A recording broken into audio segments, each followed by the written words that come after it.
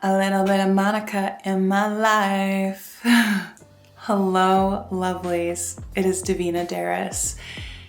It has been another minute since I have sat down to film. After my last couple videos, I got super sick. I got sick the ending of April, so I was sick for most of May, and I was sick for most of June.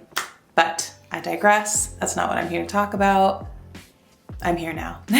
However, I will say that being sick for 2 months back to back, and I was sick 2 different times with 2 different illnesses, one of which was COVID, it put a lot of things into perspective for me and just made me remember how much I value my body, my health, my well-being, my life. Not that I've ever taken it for granted before, but when you're sick, God, it really shows you a lot. Now that I'm back, I'm not sick. I haven't lost my voice. I lost my voice for one of the illnesses. She's back, she's here. I can laugh, I can do myself, I can be me. I'm so fucking excited to film a video. I have been itching to film because I literally got sick after I bought this camera. And I was so excited, had all these freaking ideas, and I keep looking in the viewfinder, I'm sorry. So today's video, I want to talk about healing from a place of wholeness, and I want to discuss my experiences from eroticism to celibacy. So all my life, I've been a very sexual person, but my sexuality has always come in waves. It's always been really high at some points of my life, and I wouldn't say really low, but I would say I've kept it more dormant depending on where I am. There are times where I could definitely have labeled myself as hypersexual, and there are times where I could have labeled myself as borderline asexual, mostly due to things like depression, anxiety, relationship matters. Everything is linked. But the last year of my life in particular was a highly erotic one. This time last year, I met someone who became a really good friend and in a way kind of felt like a mental lover. We weren't in a serious relationship by any means, but the point of what I'm trying to get at is that this person inspired a lot in me in terms of my artwork. So for years, I had always fantasized about the erotic arts, sensual artistry in general, whether it was something deeply erotic or something that was more emotive and more hinting towards sexuality, not the full thing. And so I decided to dive even more into this part of my imagination. I started shooting with men. I got really confident and really comfortable in that arena. I hadn't shot with men in, I don't think really ever. I think I had only shot men a couple times throughout my entire photography experience. But I started working with men in a more vulnerable and standard boudoir way, but then I was working with them in a more erotic way as well. Not trying to get too off topic, but I created a lot of gorgeous pieces with a lot of gorgeous people. Throughout the summer, it was like this part of my brain had been activated, and all I wanted to do was fulfill this desire of mine. I will say that diving into the erotic arts is not for everybody. Everyone has a different intention behind it. My intentions were not for the purposes of entertainment. My goal with all of my work, and still to this day, even when I am to create intimately, is always to create something that is beautiful and documentative of the individual in front of me. I created this offering last summer called Self-Sensuous Sessions, and what they were was creative documentation of someone's self-pleasure. I was creating them strictly for that individual. I'm very passionate about the empowering and healing qualities of sexuality and sensuality. I am someone who has a background of feeling very disconnected from herself intimately. And when I was able to come home to this very sacred part of my being, I felt free, I felt grounded, I felt happier, and I wanted to give that to people. And over the summer, I did a couple different self-sensuous sessions. I didn't do as many as I would like, mainly because it is a very, very vulnerable setting and place to be in. It's a very vulnerable headspace. You have to feel really safe with the person who you're working with, both as the muse and as the creator. It is something that can cause more harm than it can good if you are not in the right headspace and you are not with the right person doing work like this. That's the only disclaimer I wanted to throw out there. I was really lucky that I got to work with good people. This was something that I never ever would have dreamed that I would offer to people for work. It was beautiful because it went against the norm. Most people, when they think of intimacy being photographed or filmed, they immediately put it in the same category as pornography. And that is not what I was doing. As I said, I was creating something for the individual, not for entertainment. Of course, I had my own passions for this line of work, and I would be lying if I said I'm someone who does not watch pornography every now and then. I'd be lying if I said I don't follow porn stars, entertainers. I'm very affiliated with that field. I know people who are sex workers. It is an industry that I don't feel like I could ever join myself in the stereotypical way, but I am not someone who degrades it. The lighting is changing. Natural light. But I am someone who takes it very seriously and feels like more people need to do their research when wanting to join this arena of work. Now, what this did for me, this opened up a lot of doors, a lot of connections. I created so much art this time last year. It feels so weird to not be doing it because it felt like I was running off of a high for an entire year, interacting with this person virtually, intimately, and also creating. It was just becoming such a part of my norm. I didn't know how to think differently. It took over a certain part of my brain. And then long story short, I met another person, someone who was a dear friend and eventually became a lover, someone who was also a creative, a photographer who had an interest in erotic arts. And I developed a relationship with this person. It was very short-lived. I went from this place of erotic liberation and connection and self-expression, and then all of a sudden I was dropped down to this place of heartache. And there was a lot of things that happened at the beginning of the year that I've touched on in previous videos that I won't get into. I'm not trying to keep repeating the same story here. And I was forced to stop, reflect, go inward, heal emotionally, mentally, physically, and now I'm back here. I'm in the present day. I went from this place of intense erotic energy to this place of stillness and ultimately celibacy. It felt like I had forgotten, I don't want to say forgotten who I was outside of this part of myself, but in a way, I kind of did. I had to remember my worth and everything that I am outside of just my sexuality. And I think that's hard for a lot of people who are very amorous beings, such as myself, who have a lot of lover energy. When you are so used to giving and you are so used to being in that euphoric state through pleasure, it can be hard for you to come back to reality and remember that sex isn't everything. You know, sexuality is great, it's important, it's a very big part of who I am and my being, but I had to stop and remember what it meant to me on a personal level, not just what it means in general, not just what it means and how I give to other people or just creatively, but what it meant to me on my own, in myself. I became a student of my own philosophy, and for the past 6 months, I have been strongly practicing what I've preached. I am no longer involved with the person I experienced severe heartache with, and I'm no longer involved with the other person who I started speaking to originally. Me and him were good friends for a year, and we ended things very cordially, and I'm grateful for all the things I learned. I feel like I had to work through a lot of things internally, and I feel like having this outlet both with a person and in creation and in community, it allowed me to go through things that I feel like were brewing for many years and I didn't always know how to go about them. I was able to empower myself the most sexually that I ever have, as well as other individuals, and to not feel ashamed about it, and to encourage them to also not feel ashamed of this sacred part of their being. Because at the end of the day, sexuality should always be something that we are doing first and foremost for ourselves. And obviously in relationship, you know, we're connecting with someone else, but it should always feel empowering for both individuals. It should never feel like something we're doing because we feel like we have to, or we're putting on a performance.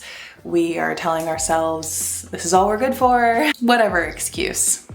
Essentially, what I've learned through this time of celibacy after an intense year of erotic energy is how to be grounded in myself completely again. How to pour into myself, to not pour into others or for others to pour into me, whether it's personally or it's creatively. The past year of my life was very wonderful, but there was a lot of myself that I gave away in relationship to men and even with clients, not sexually, but energetically, holding a space for someone to express themselves and be vulnerable and to coach them through that process.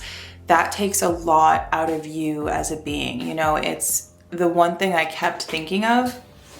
It reminded me so deeply of sexual surrogacy, just the way the process was energetically. Even though I wasn't physically touching anyone, it felt the same emotionally. It's a lot to be working with intimacy.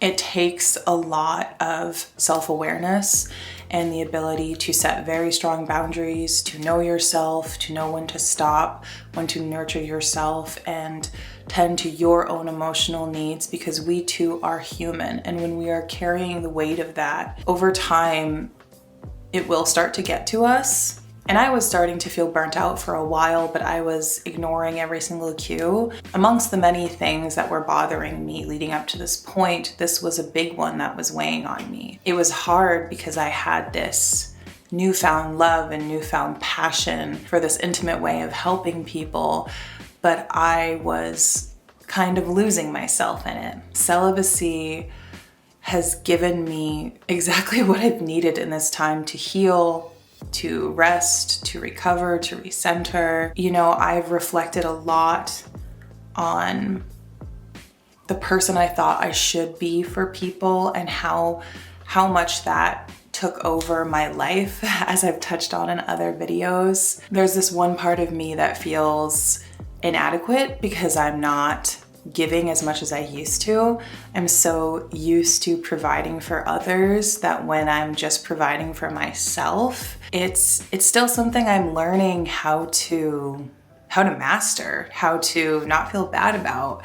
And that's hard when you are such a giving and loving person. But it is so incredibly important because celibacy is an opportunity for an internal reset. It's not a trauma response. It is a grounding practice during a phase of healing, especially as women. I mean, human beings in general, I think need to be more mindful of their sexual energy.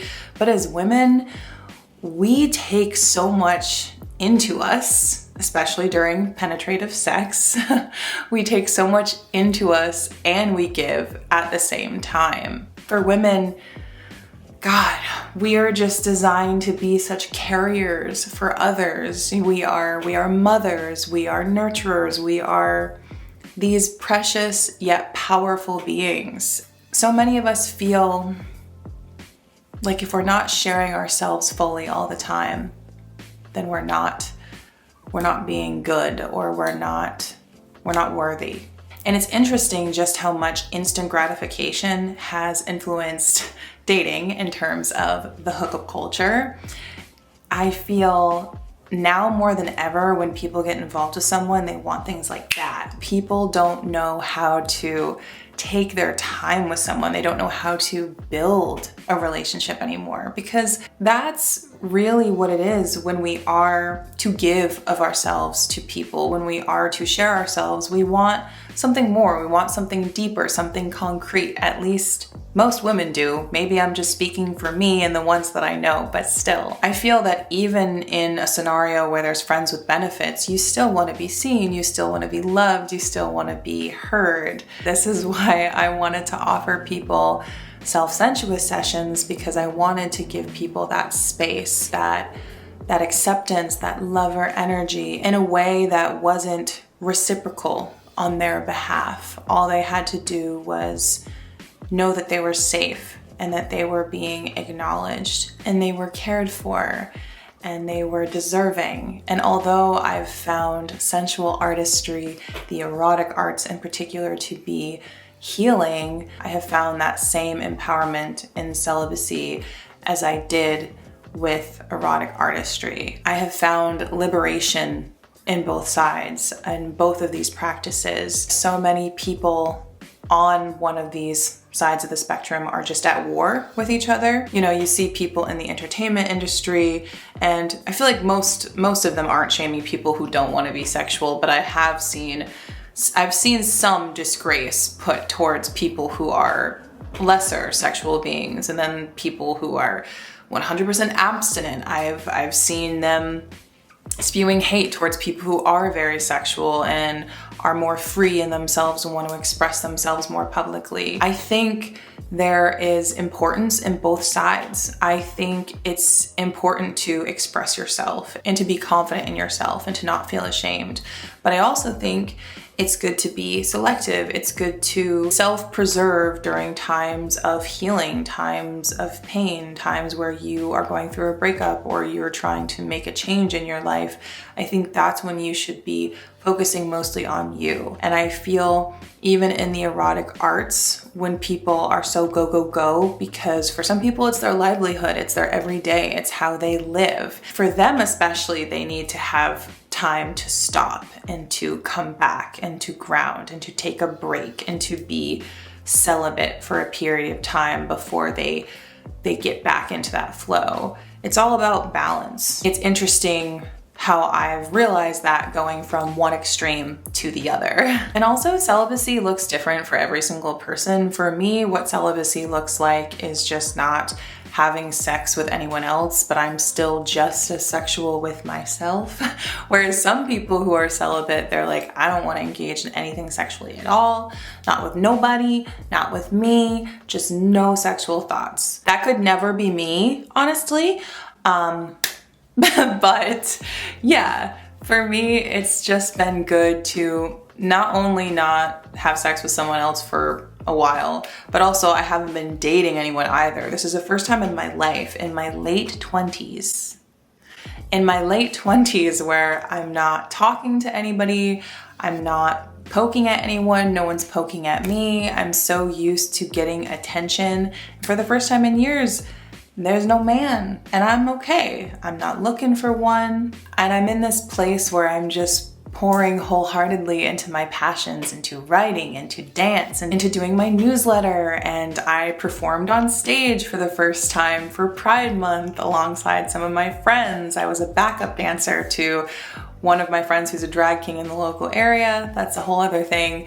But my point is that celibacy has given me so much clarity and focus on myself because I'm not thinking about anyone. I'm not trying to perform for anyone in work or in the dating world. And it's not that I've become guarded or closed off. I feel more open and softer now more than ever. It's just, I don't have an interest in dating the same kinds of guys that I did for the last 10 years. I just want to be present in myself and to be happy, and whoever I share myself with, I want them to be the right person for me.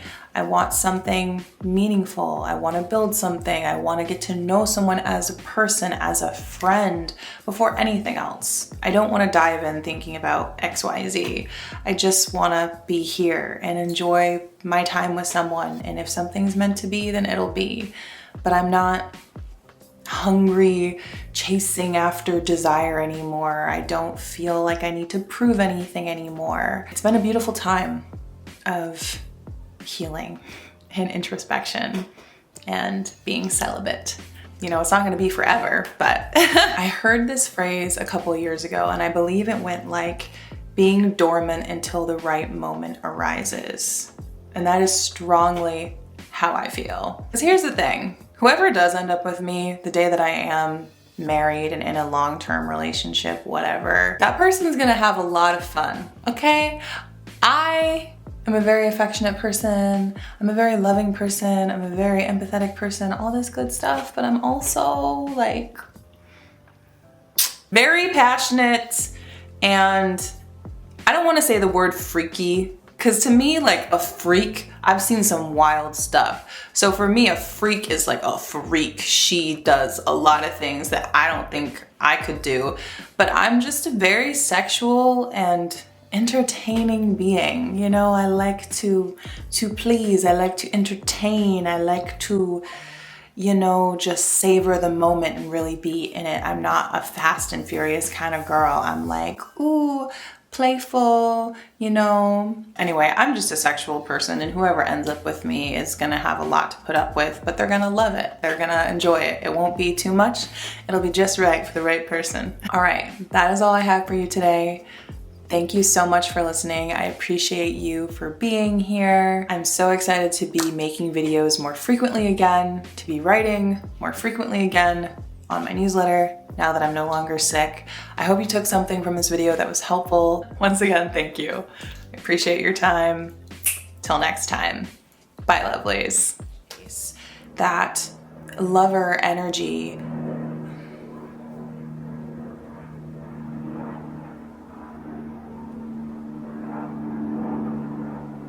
There's a plane. Can it just go? Or a helicopter, whatever it is. Anyway.